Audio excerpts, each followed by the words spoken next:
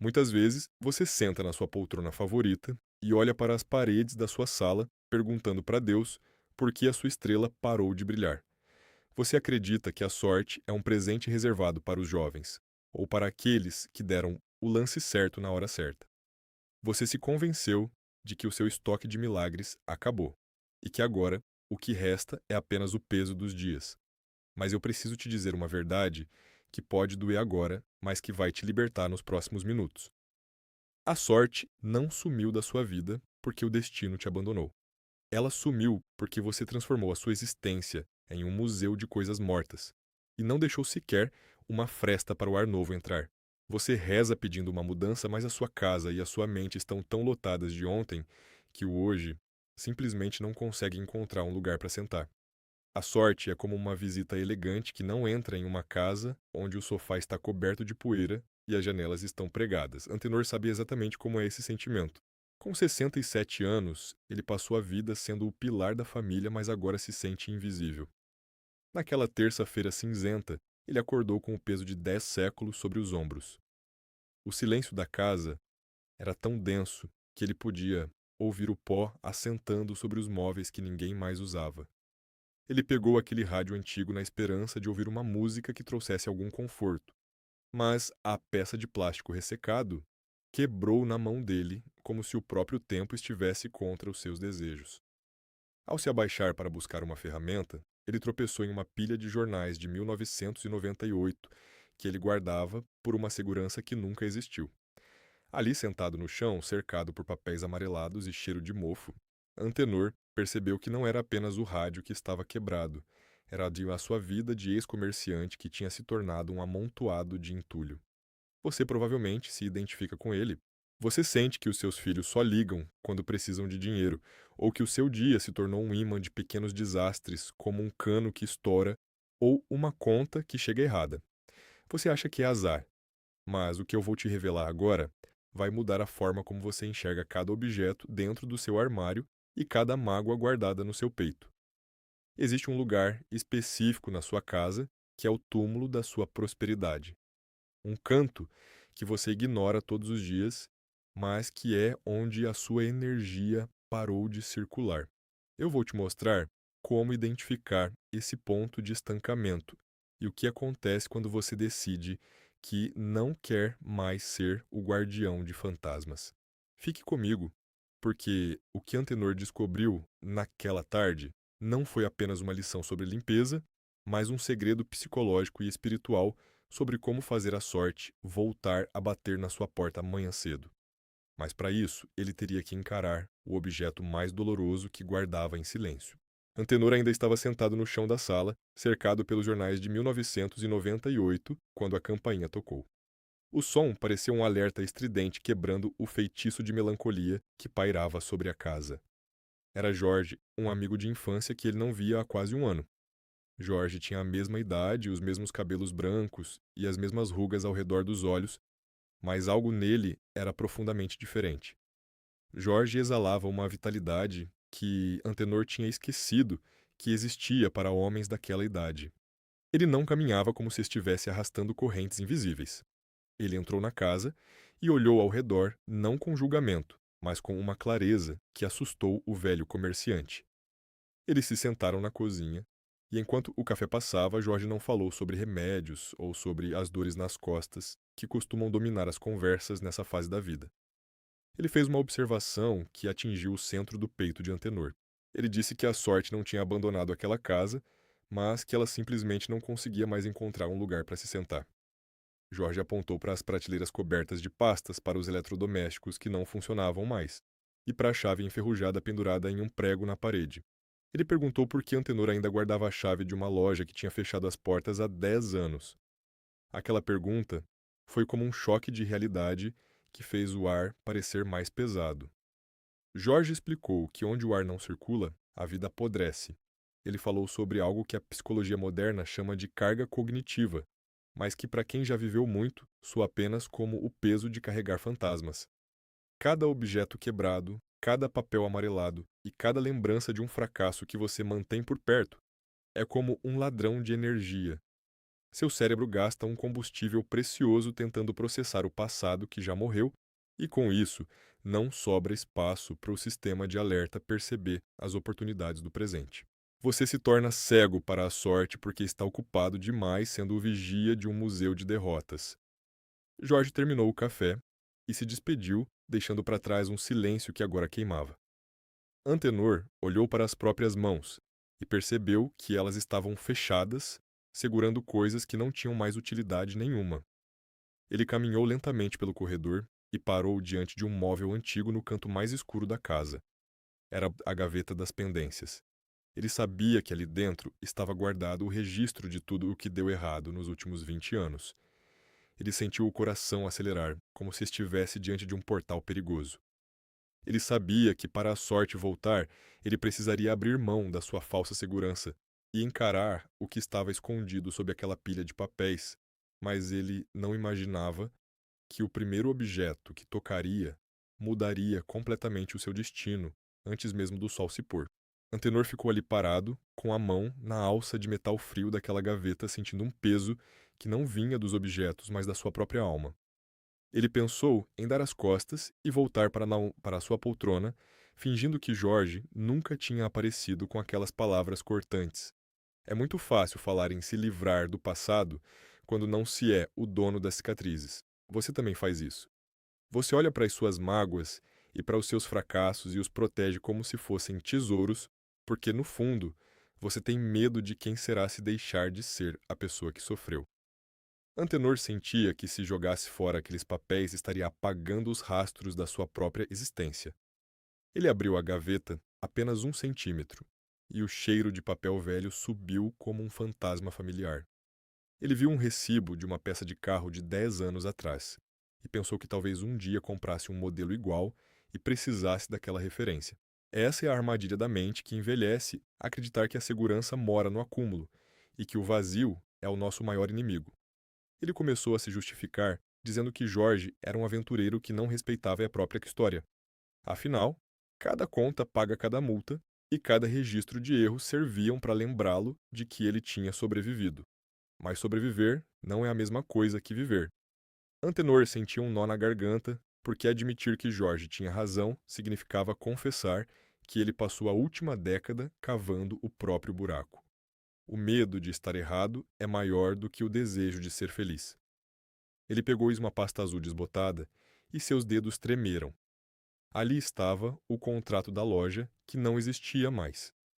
Ele leu o seu nome escrito com uma caligrafia firme, de um homem que ainda tinha planos, e sentiu uma pontada de inveja de si mesmo. Ele se convenceu de que manter aquele papel era uma forma de manter aquele homem vivo dentro dele. Você também guarda as chaves de portas que já foram muradas porque tem pavor de caminhar sem o peso das correntes que já conhece. A dor é um território familiar, e o novo é um deserto perigoso. Antenor fechou a gaveta com força, fazendo o móvel ranger como um protesto. Ele decidiu que não tocaria em nada. Ele ia provar para si mesmo que a sua sorte não dependia de uma limpeza superficial. Mas ao se virar para sair do quarto, ele viu o seu reflexo no espelho manchado do guarda-roupa e não reconheceu o homem que o encarava de volta. O rosto estava nublado pela mesma poeira que cobria as gavetas, e os olhos não tinham mais o brilho de quem espera algo bom da manhã seguinte. Foi nesse instante que ele percebeu que o silêncio da casa não era paz, mas o som do tempo devorando o que ainda restava dele. Ele olhou para a pasta azul em sua mão e sentiu que, se não fizesse algo agora, o papel terminaria de consumi-lo antes mesmo do jantar. Mas o que ele encontraria escondido sob o contrato da loja era algo que ele jurou nunca mais olhar, e que guardava o segredo de por que a sua estrela tinha parado de brilhar. Antenor suspirou fundo e puxou a pasta azul debaixo da pilha de papéis. Seus dedos tocaram algo frio e metálico que estava escondido no fundo da gaveta. Era um pequeno porta-retratos de prata que ele não via há pelo menos 15 anos. A moldura estava escura e oxidada pelo tempo, mas a imagem dentro dela estava preservada como se o destino quisesse torturá-lo com a nitidez daquele dia. Era uma foto do seu filho ainda criança sentado no balcão da antiga loja, rindo com o rosto sujo de sorvete. Naquele momento, uma onda de náusea subiu pela garganta de Antenor. Ele tentou seguir o conselho de Jorge e jogar o objeto no saco de lixo que já estava pela metade, mas sua mão simplesmente travou. O peso do metal parecia ter se multiplicado 1000 vezes. Ele sentiu que, ao descartar aquela imagem, estaria admitindo que falhou não apenas como comerciante, mas como pai.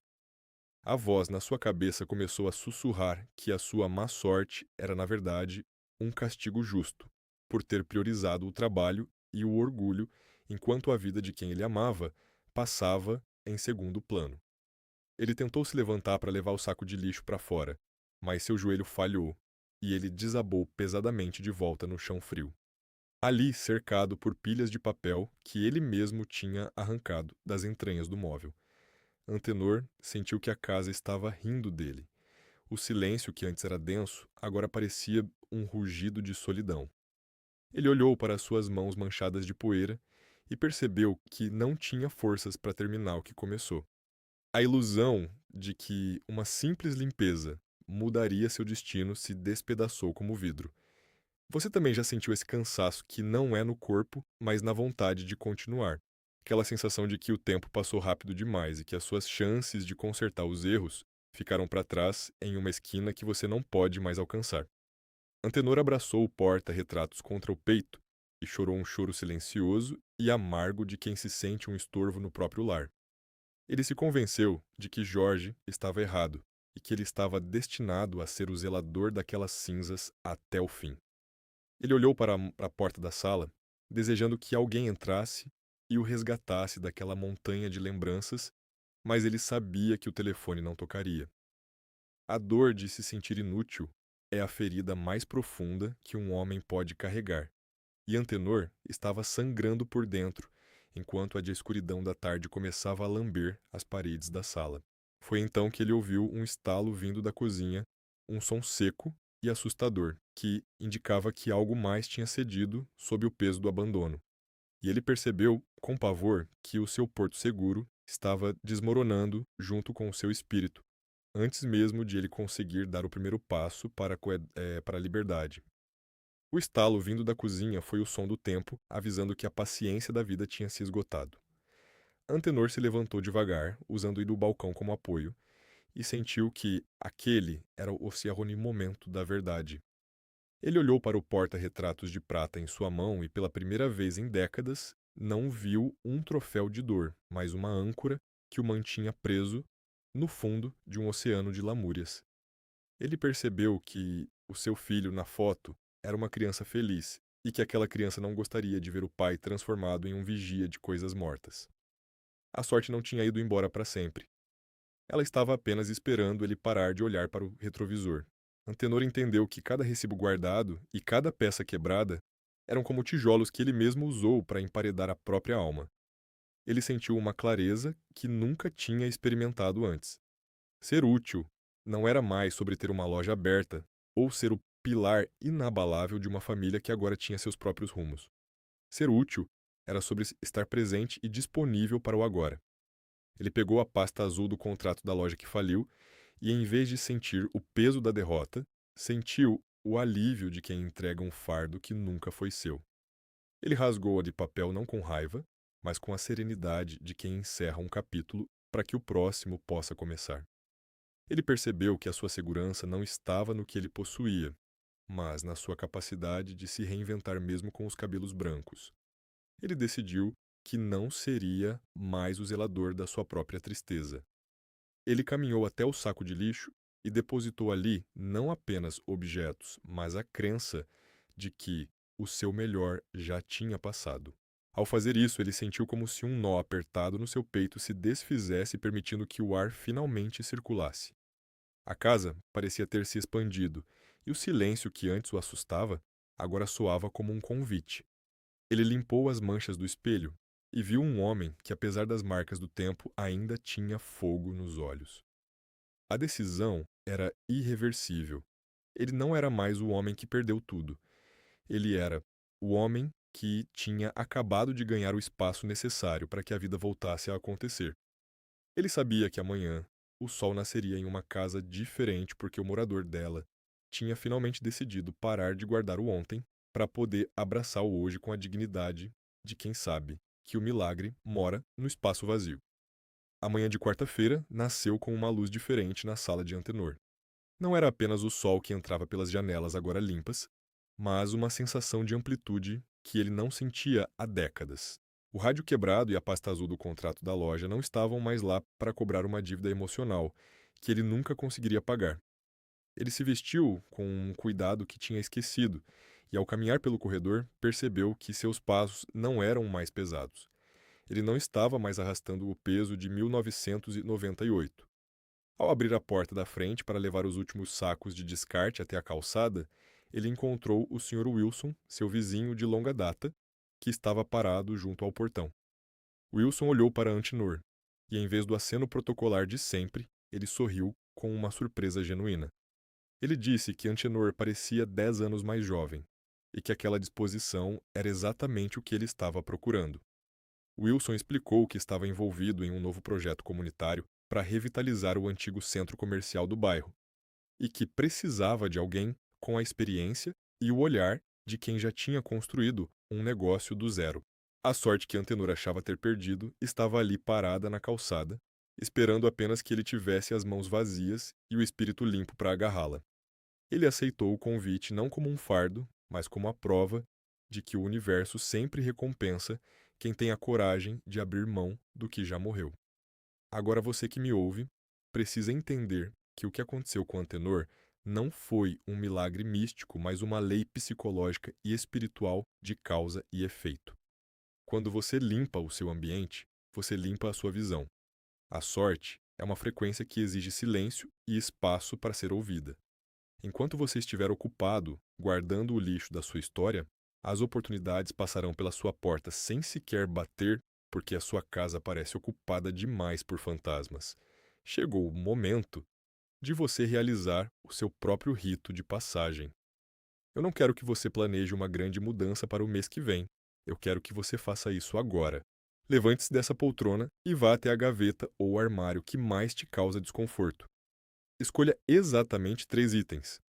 Podem ser papéis velhos, objetos quebrados, que você nunca vai consertar, ou roupas que guardam lembranças de uma fase de dor. Pegue esses 3 objetos e descarte-os imediatamente. Não pense no valor que eles tiveram, mas no espaço que eles estão roubando do seu futuro. Ao fazer isso, você estará enviando um sinal claro para a vida de que você está pronto para receber o novo. Depois de cumprir esse pequeno rito, volte aqui e escreva nos comentários a frase "Eu abri o caminho". Esse comentário será o seu selo de compromisso com a sua nova estrela, que começa a brilhar a partir deste exato segundo.